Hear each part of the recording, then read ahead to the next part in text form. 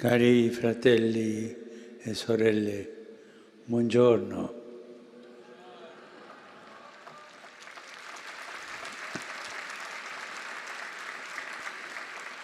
Nella Sacra Scrittura la misericordia di Dio è presente lungo tutta la storia del popolo di Israele.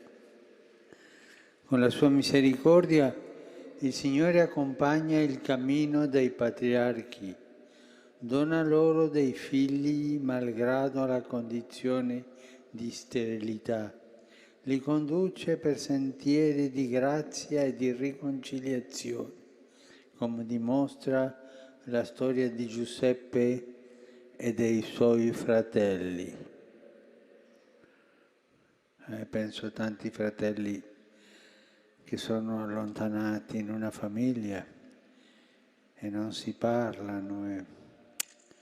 Ma quest'anno della misericordia è una buona occasione per ritrovarsi, abbracciarsi e perdonarsi, dimenticare le cose brutte. Ma come sappiamo, in Egitto la vita per il popolo si fa dura. Ed è proprio quando gli israeliti stanno per soccombere che il Signore interviene e opera la salvezza. Si legge nel libro dell'Esodo: dopo molto tempo il re d'Egitto morì. Gli israeliti gemettero per la loro schiavitù, alzarono la grida di lamento e il loro grido dalla schiavitù salì a Dio. Dio ascoltò il loro lamento. Dio si ricordò della sua alleanza con Abramo, Isacco e Giacobbe. Dio guardò la condizione degli israeliti. Dio se ne prese cura. La misericordia non può rimanere indifferente davanti alla sofferenza degli oppressi, al grido di chi è sottoposto a violenza, ridotto in schiavitù, condannato a morte. È una dolorosa realtà che affligge ogni epoca, compresa la nostra, e che fa sentire spesso impotenti, tentati di indurire e pensare ad altro. Dio invece non è indifferente, non distoglie mai lo sguardo dal dolore umano. Il Dio di misericordia risponde e si prende cura dei poveri, di coloro che gridano la loro disperazione. Dio ascolta e interviene per salvare, suscitando uomini capaci di sentire il gemito della sofferenza e di operare in favore degli oppressi. È così che comincia la storia di Mosè come mediatore di liberazione per il popolo. Egli affronta il faraone per convincerlo a lasciare partire Israele e poi guiderà il popolo attraverso il Mar Rosso e il deserto verso la libertà. Mosè, che la misericordia divina ha salvato appena nato dalla morte nelle acque del Nilo, si fa mediatore di quella stessa misericordia, permettendo al popolo di nascere alla libertà, salvato dalle acque del Mar Rosso. E anche noi, in quest'anno della misericordia, possiamo fare questo lavoro di essere mediatori di misericordia, con le opere di misericordia, per avvicinare, per dare sollievo, per fare unità, tante cose buone si possono fare.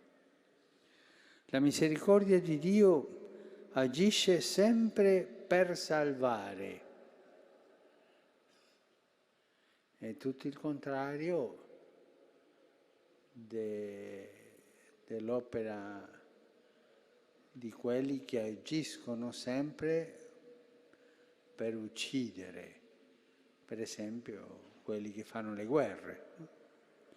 Il Signore, mediante il suo servo Mosè, guida Israele nel deserto come fosse un figlio, lo educa alla fede e fa alleanza con lui, creando un legame d'amore fortissimo, come quello del padre con il figlio e dello sposo con la sposa.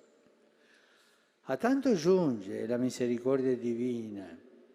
Dio propone un rapporto d'amore particolare, esclusivo, privilegiato, quando dà istruzione a Mosè riguardo all'alleanza. Dice: se darete ascolto alla mia voce e custodirete la mia alleanza, voi sarete per me una proprietà particolare tra tutti i popoli. Mia infatti è tutta la terra. Voi sarete per me un regno di sacerdoti e una nazione santa. Certo, Dio possiede già tutta la terra perché l'ha creata, ma il popolo diventa per Lui un possesso diverso, speciale, e la sua personale riserva di oro e argento, come quella che il re Davide affermava di aver donato per la costruzione del Tempio. Ebbene, tali noi diventiamo per Dio accogliendo la sua alleanza e lasciandoci salvare da Lui. La misericordia del Signore rende l'uomo prezioso, come una ricchezza personale che gli appartiene, che egli custodisce e in cui si compiace. Sono queste le meraviglie della misericordia divina, che giunge a pieno compimento nel Signore Gesù in quella nuova ed eterna alleanza, consumata nel suo sangue, che con il perdono distrugge il nostro peccato e ci rende definitivamente figli di Dio, gioielli preziosi nelle mani del Padre buono e misericordioso.